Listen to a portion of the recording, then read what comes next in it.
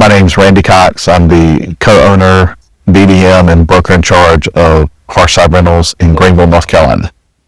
So before I met BetterWho, the biggest pain point we had was just not knowing where to put staff and how many staff we needed, and all the policies being in my head and trying to get them to the staff in a way that they don't have to constantly ask me questions. I first met BetterWho at the North Carolina conference that we run as a state, or as two chapters within the state, and met Matthew at that conference, and we got into a discussion about hiring remote workers, and I was very reluctant at the time.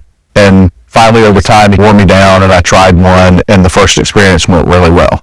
So initially, we started with them just for the remote workers or virtual assistants, and then it kind of led into deciding to take on the consulting services as well. Since then, we've hired 2 additional remote workers and are looking for a third now, and have really enjoyed the BetterWho environment and the Who crew group that I'm in with the Freedom Foundation. So the results that I've had since getting with BetterWho, we're still working through a lot of the processes of getting my knowledge on paper, but I can already see an improvement in the staff being able to access some of that information without me.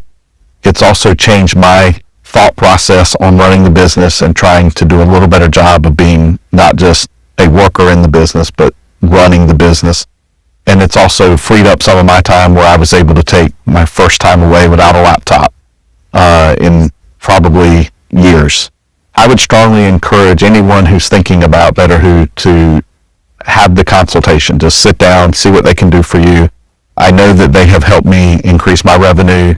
I know that they have helped decrease my workload. And so those are things I would tell you, just sit down, have the conversation, see whether it's the remote worker, whether it's the consulting process, but definitely have a conversation and see what they can do for you. I don't want to give away Michelle because Michelle's like too great, so you can't take her from me. Everybody I've worked with has been great.